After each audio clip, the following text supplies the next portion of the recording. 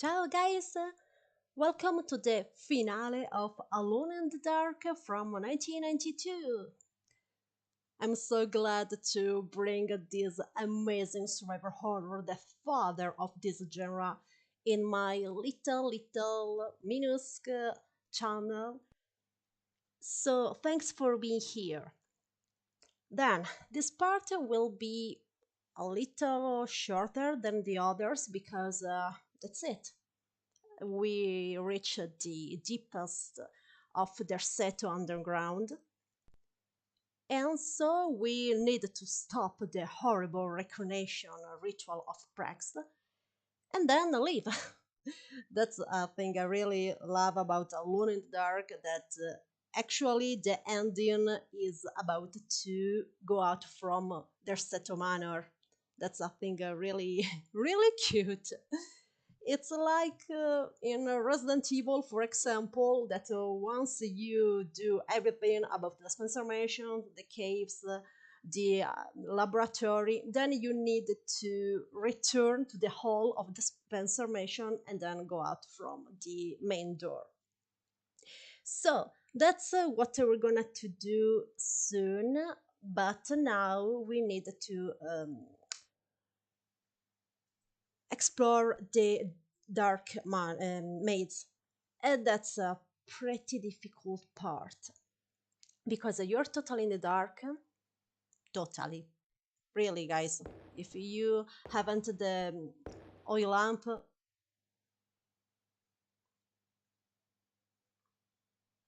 if the game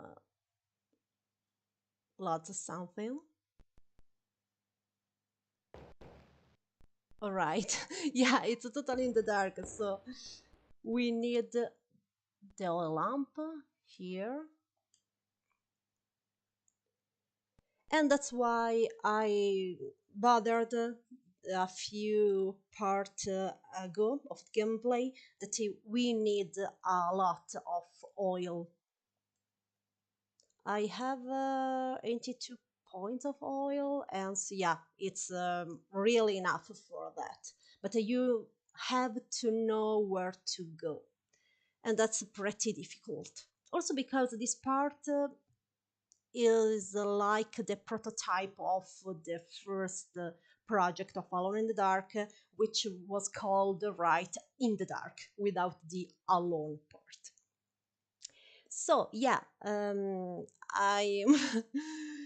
I'm gonna to do Ryoga Biki. If you are a fan of Ranma Alpha, you know what I'm talking about. So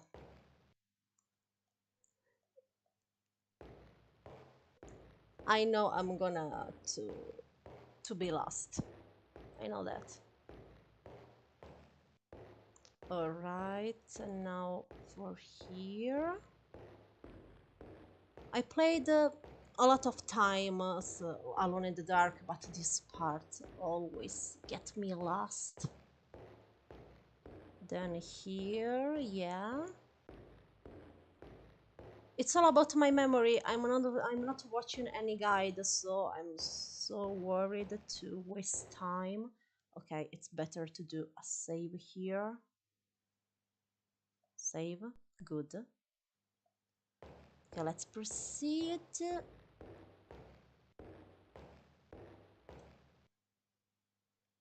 Um, okay, this is a point of reference of mine, so I need to go there.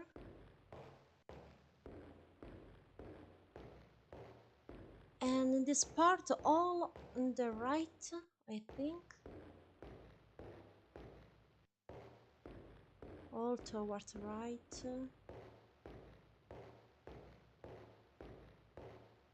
I made it! I can't believe it.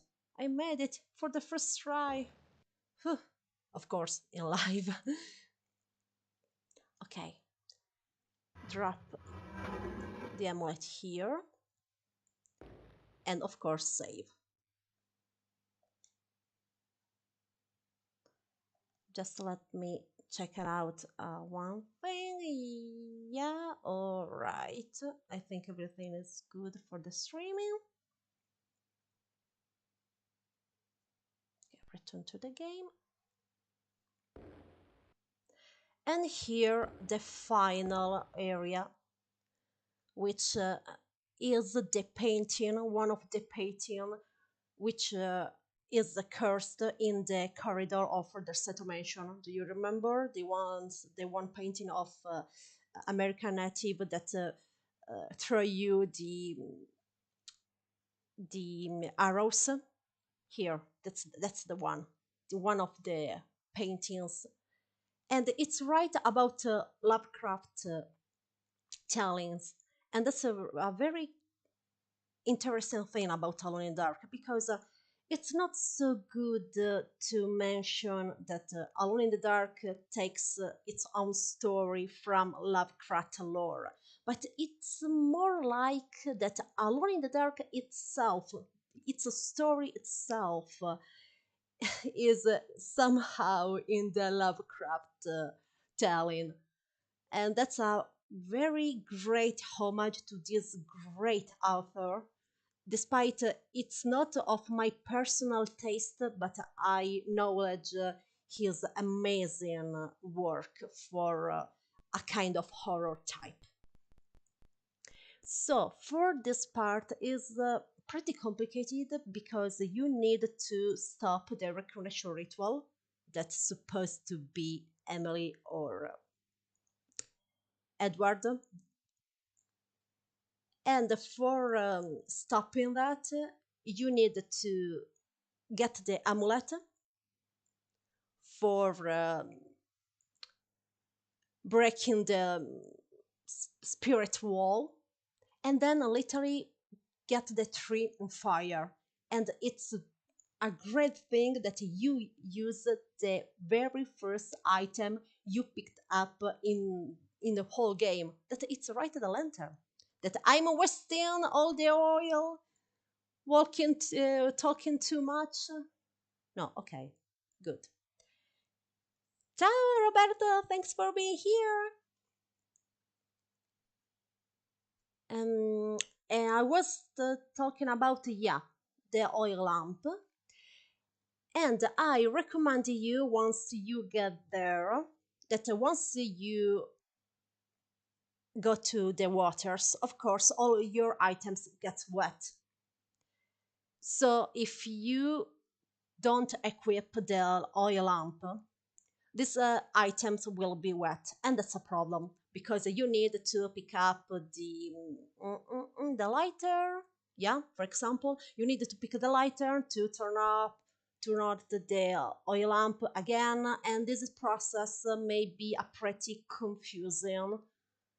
So it's better that you have the oil lamp equipped in this part, so it doesn't get wet. Okay, let's do it. Go, Emily, go for it.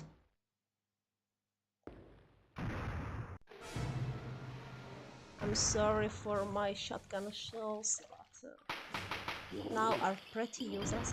Oh, I can't believe it! Prex eliminated its own creature. Fantastic, and this happened to me in live.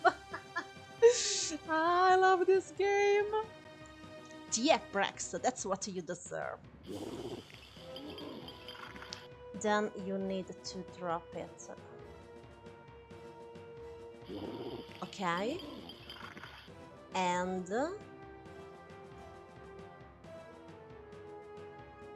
through the lamp for burn this horrible cursed demoniac tree.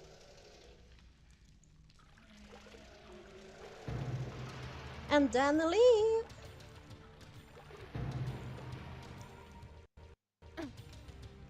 Whew. Grazie. Okay, let's take the hook. But before save, you need to always save. Okay.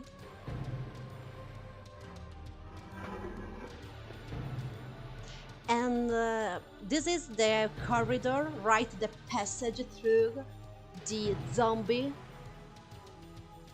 takes the body of your main character, so Emily or Edward, and brings to the altar in every game over scene.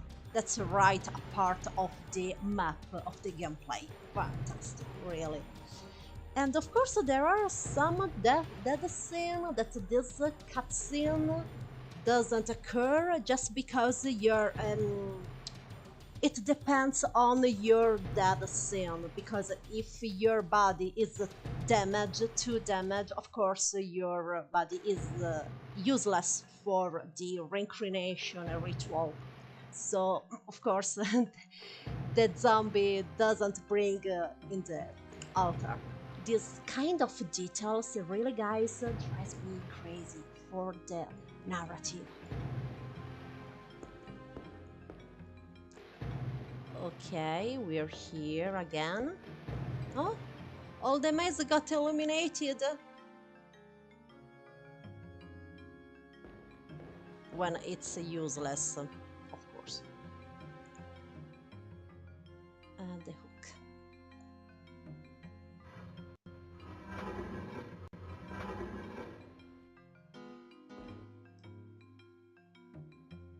Here we are. We just need to go back in the main Derceto hall.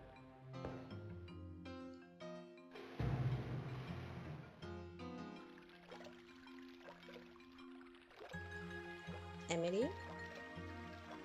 Okay. Toward this way.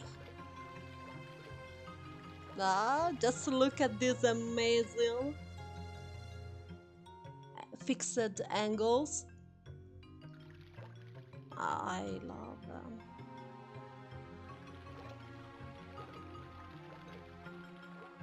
I'll bother till the end of time. This is the actual perfect way to feature the survivor horror. The fixed camera angles. I'll die on that hill, guys. Really.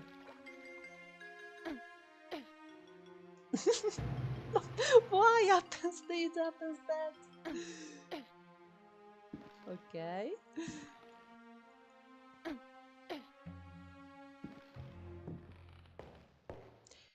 Since we can't go back through the bridge we did the last time, we get to the other passage. That's, do you remember which is? One, it's about write the Hearthood study, and the other ones is write the basement. The ones I showed you the last, yeah, the last part. We're here. We're turned here.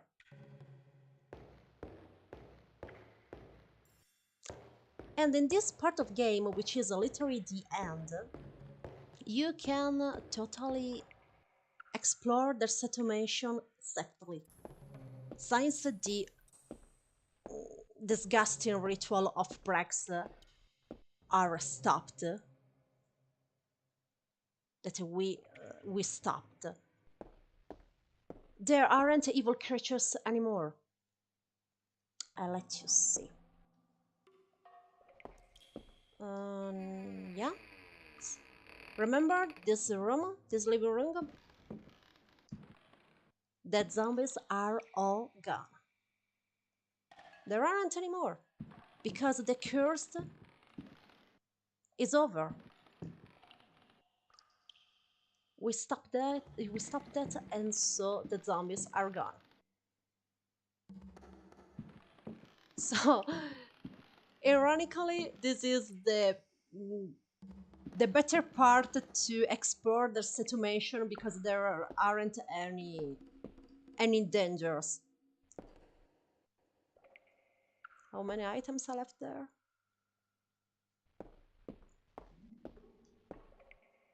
So yeah, let's do a little tour of the Seto Manor before we leave.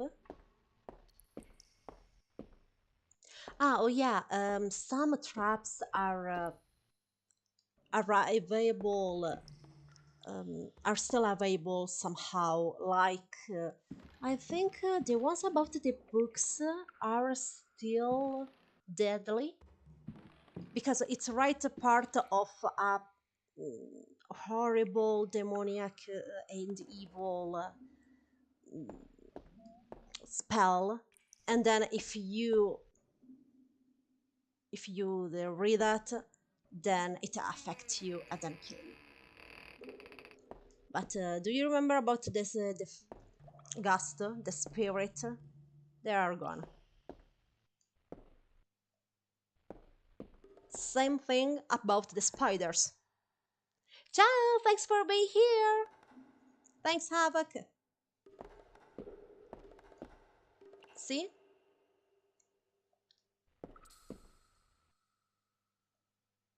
Again, great fixed camera angles.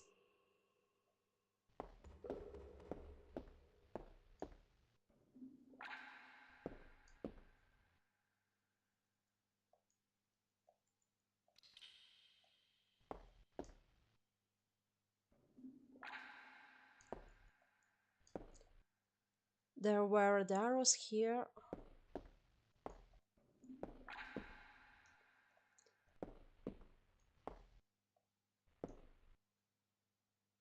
Hmm. Let's try it about the books because I really want to be accurate about it.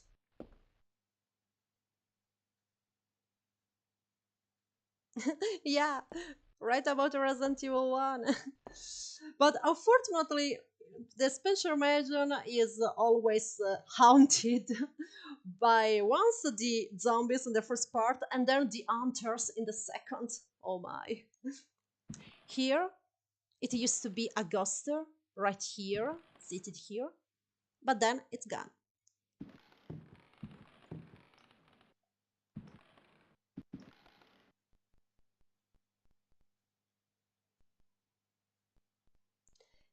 Again, it's a pity that the only true difference about the gameplay narrative between Emily's and Edward is just this description of the photo of Jeremy. That's a pity. If you explore this as Edward, he says he's a photograph of Jeremy and his nephew. And that's a pity, really a pity, because I love when survivor horror made you face the story by two different perspectives, but don't just about the gameplay or different totally areas of game, but just the description, the way the character is. What's happening? That the emulation for everything. Okay, I don't know what happened, but my quality of streaming sucks, so let's save again.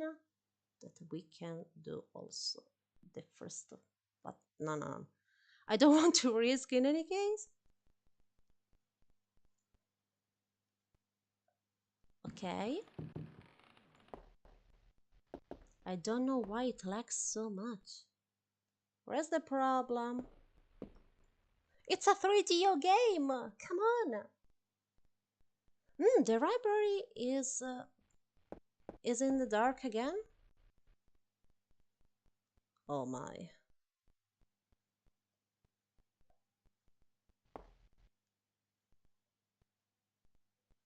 No, it's light up.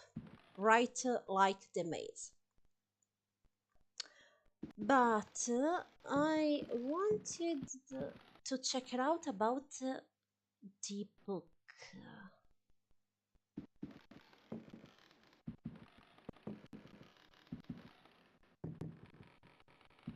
I need to know why it lags me so much, guys. I really need to know. But fortunately, the game is just end, so.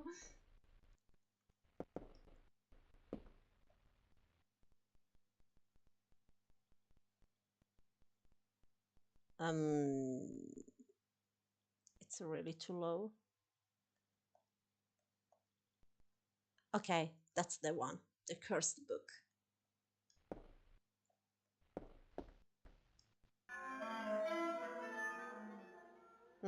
The creepy noises are still here. I like it. Let's save, of course. And so, as I'm let you see that all the ghosts, the enemies, the evil creatures are gone, right? Because we stopped the evil ritual of Prax. But as we read in the previous file about also the horrible, disgusting, evil spells that is right about the pronounce these kind of spells, then it can kills you.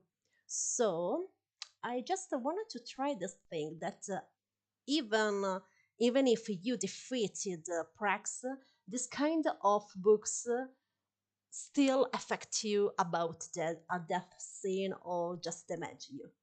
I really want to know that. Let's see. Ludwig Prien, Yeah. We know, that in are nomine the disgusting invoca. things. Oh, great! These effects, even if it's the ending scene. Great.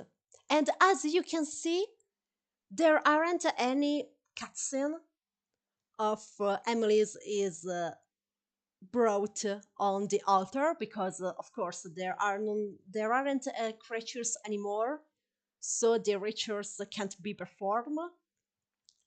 And also the scene about the Seto Manor in all its creatures that came above the Derceto that take the world apart. This kind of scene that always appears in any kind of that scene, unlike for the ones of altar, doesn't show. It's great, guys. Really, I um, I didn't notice the previous times I played Alone in the Dark. It's an actual fact I discovered with you guys right now, and I love it. I love it because it's right about the currents. About no, here no, it's here. It's the currents about their narrative that influences the gameplay. Fantastic. So we can throw away this horrible. Okay, we throw it.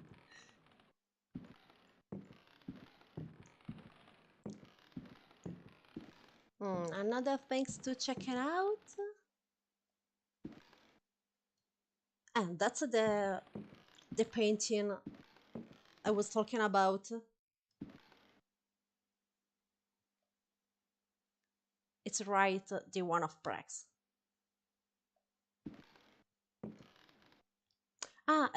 Also this one is right the evil man, the dark man that Jeremy was reading about in his diary.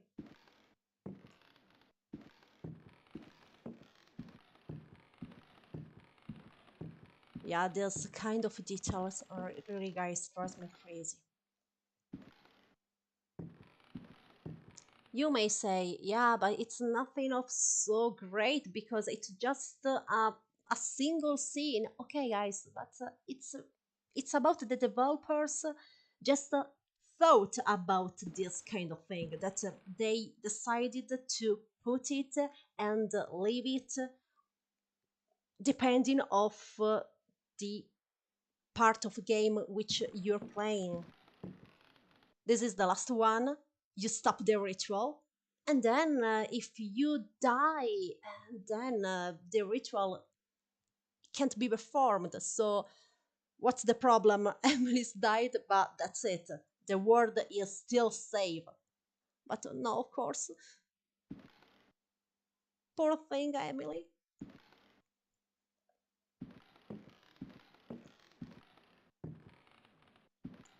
There's a reason because I call this area. Let me bore you about survival horror right for this because I want to bother you.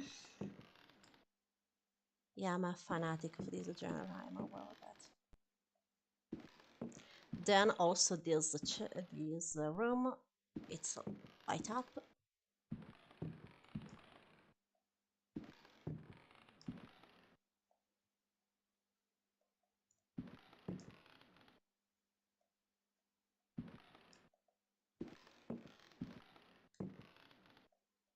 Do you remember the creature that was here? Gone as well.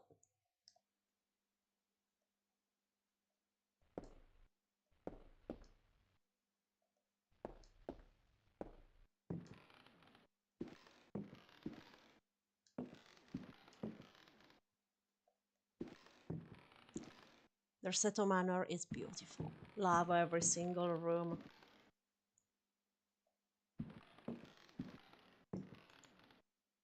And what about you guys? Which is your favorite location for survival horror? It it doesn't need to be a single one like Spencer Mansion, but just like I like the mansions or I like the hospitals. Let me know.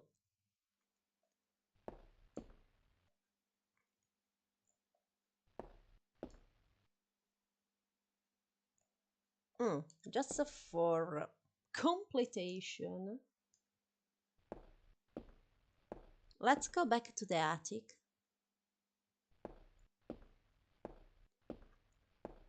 I wrote it. That's a little tour, last tour.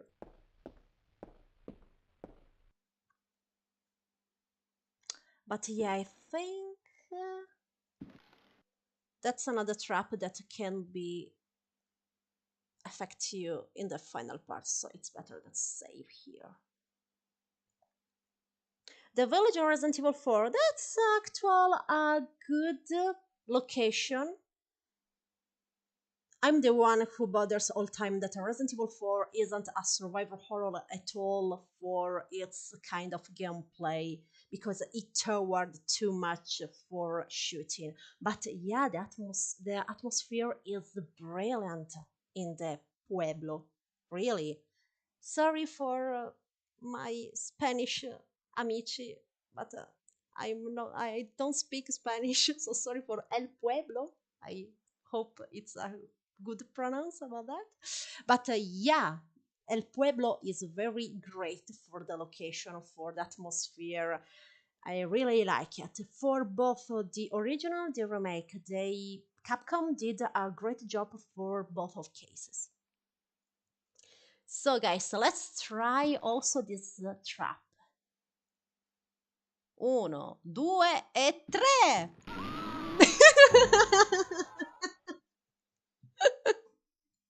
Sì, proprio... sì, proprio cadi giù che è una meraviglia. Yeah, as you can see, it totally works. Anyway.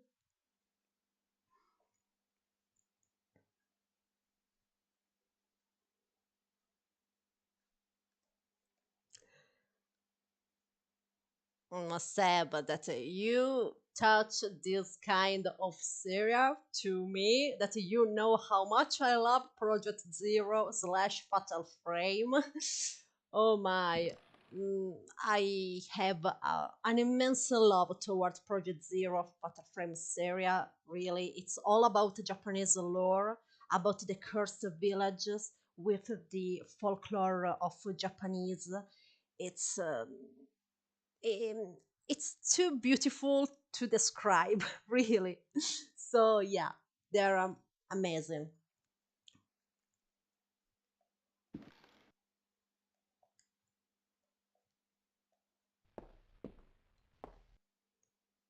Just a look at the details, the broken mirror. Guys, it's a game from 92. No water. My disgusting English accent. Water. I really can't pronounce it, sorry.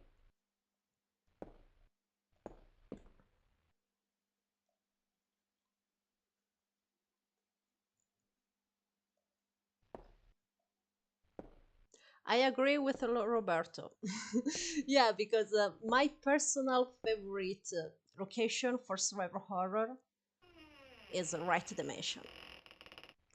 The Western Mansion are my totally favorite ones.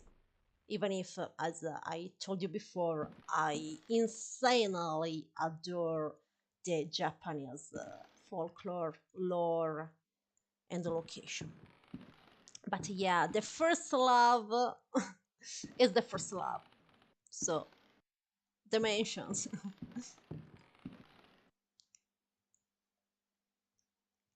Even if I personally find so attractive also the street of a ruined city like Raccoon City in Resident Evil 3, for example. Or somehow in a certain way also they were within too. Crimson City, if I remember correct. Sorry, I'm um, I'm a fan of The Evil Within of both of game, even if I prefer the second chapter. But I haven't played them for much time because I want to play them every Halloween. But for a reason and another, I can't. I don't know why. So that's a pity. I need to replay The Evil Within for both the first and the second chapter. Also because I got the platinum. And again, I got the platinum for just the games I truly love or they totally kept me.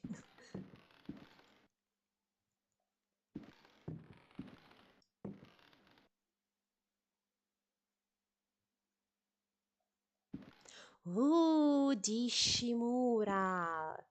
Ah, great location as well. So Dead Space fan, good, good, good.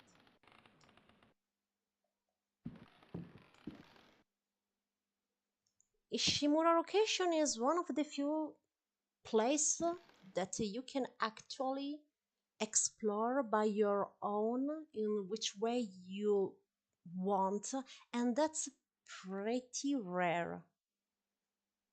We don't need to think about the games from the PlayStation 1, like, of course, Spencer mentioned, or the RPD in Resident Evil 2, because it was obvious. But yeah, the Space One, that is a game from 2008, if I remember correctly. Yeah, 2008. Managed to do something of incredible for those times. Because right for Resident Evil 4, that I'm not, I really want to point out this thing first. I'm not a hater of Resident Evil 4 at all. It's one of my own childhood titles that I'm so attached to my childhood. I have so many good memories about it, but I want to be objective for the survival horror genre that I love. And no, Resident Evil 4 isn't a survival horror. And for its huge influence that had in those times, so from 2005, all horror games tried to do a copy of Resident Evil 4. And you know, these titles that came out one after another, Dead Space managed to, yeah, take, to took, sorry, something of Resident Evil 4, but it managed to express the survivor horror in a correct way. Also, if it if it's a two action, also the first Dead Space, but it's a kind of action that is actually good enough for being called a survivor horror.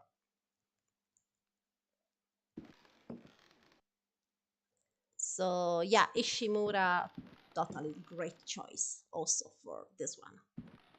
You have a really amazing taste, guys.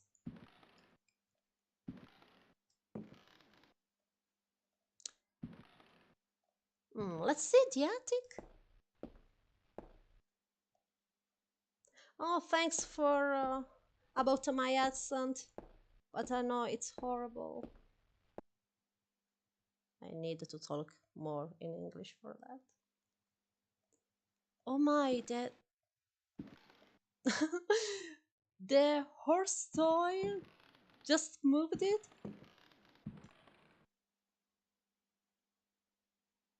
So creepy, and it's beautiful. I love this kind of a disturbing things. It's right about a toy that you turned off something of creepy. It's one of my favorite one. Like the toys, yeah.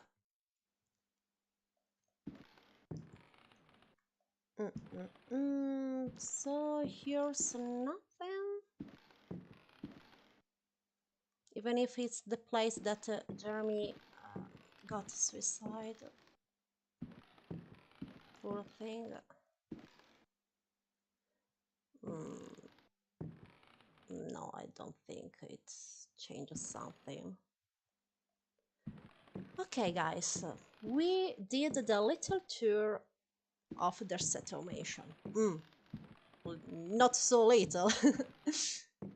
But I wanted to show you the several traps that work again despite the Prex spell is broken. But all the creatures that were connected with this spell are all gone. And you know that I'm for the currents, the constancy of narrative, and Alone in the Dark, it is so well. So, yep, let's finish the game once and for all. I know that isn't my last play in Alone in the Dark. I know I'm gonna to play it in a few months again because I love it. Despite again, the narrative isn't one of my favorites just for personal taste, just for that, because it's so accurate, it's so detailed for all these files. And again, if you love Lovecraft or oh my, the other great authors, why my memory sucks so bad. Maybe one day I'll tell you.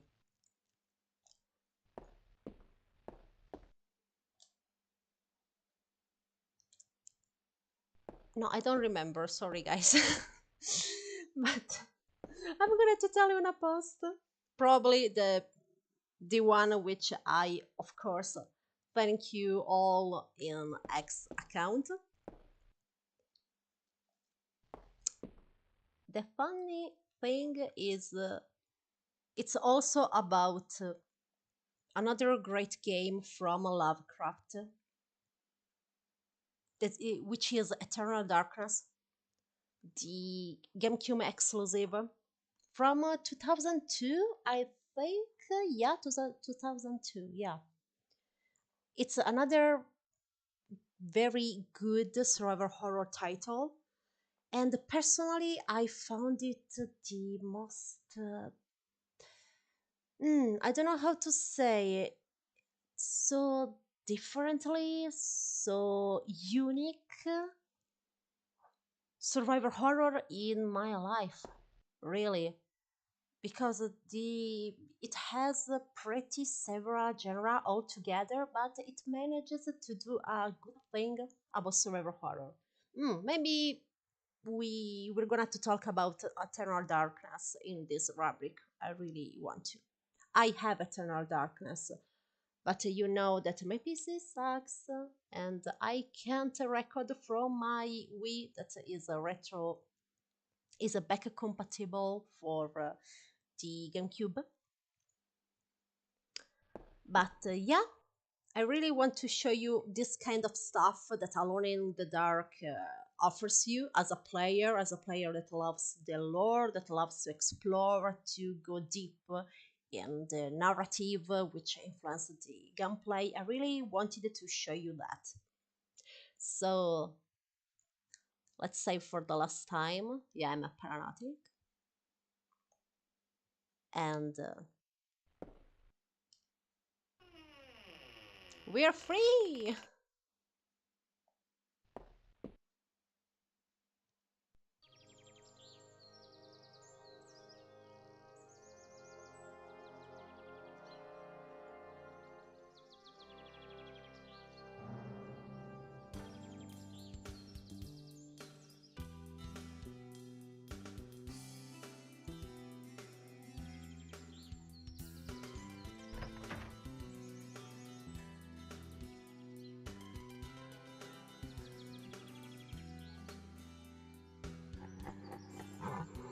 And that's the last jump scare of the game.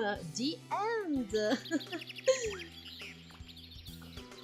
Yeah, that's I think it was just a little Easter egg just to remind you, hey, that's a horror game, so yeah, it's over.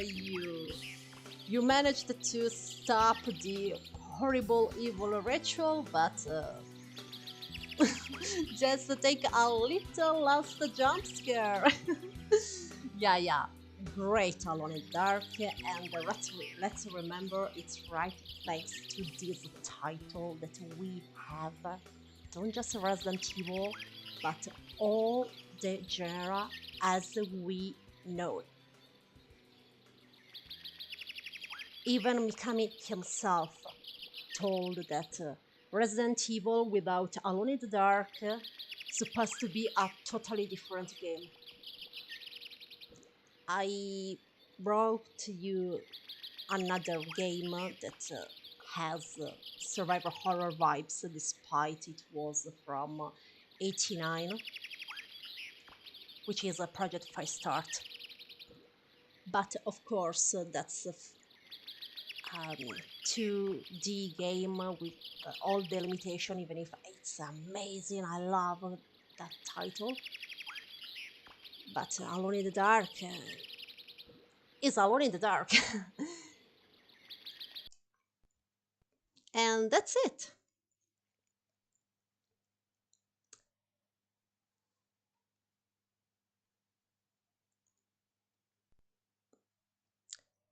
So, guys, this is the end of Alone in the Dark. If my PC allows me to do the last thing, no, I don't think.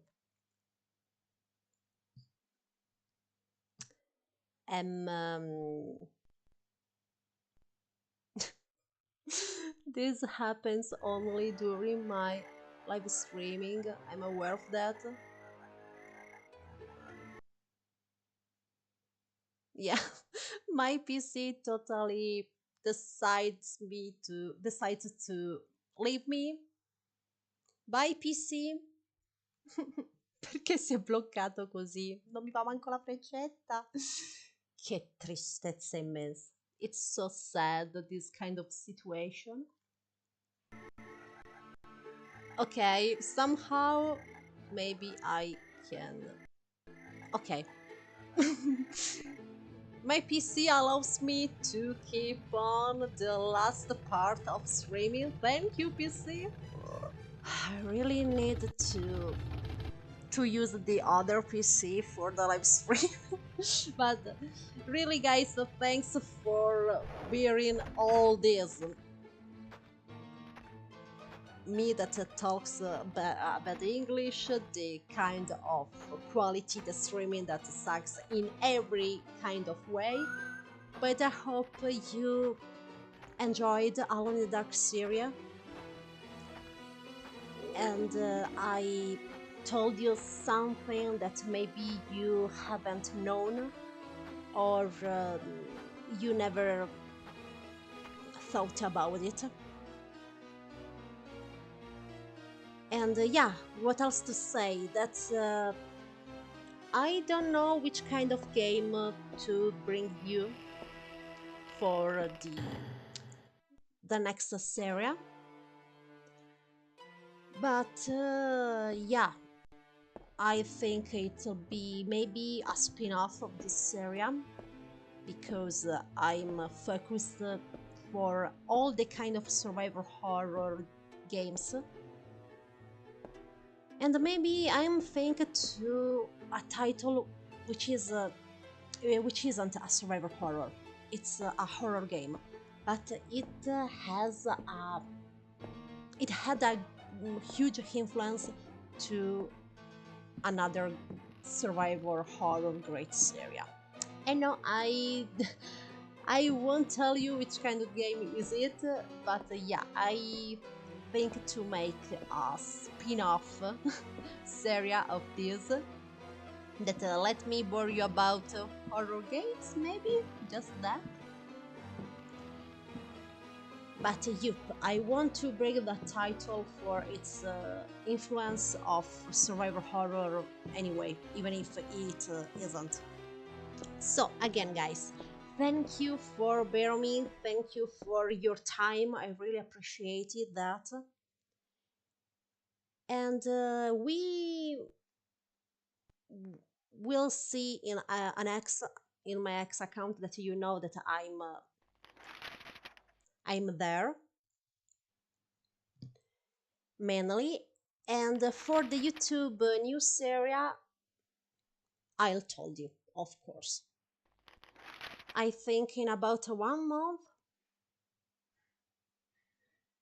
Yeah, I think.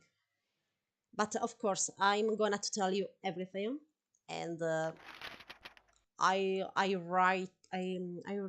write a post on X for thank you again for your support because really, guys, I'm a nobody. I'm not influence or something of great in the web community. So I really appreciate your time that you spend to watching me and to bear me, and that's so important to me. So really, grazie mille. Okay, guys, I told everything. I don't want to waste your time anymore. And good evening, good night, good afternoon. Buonanotte, ciao!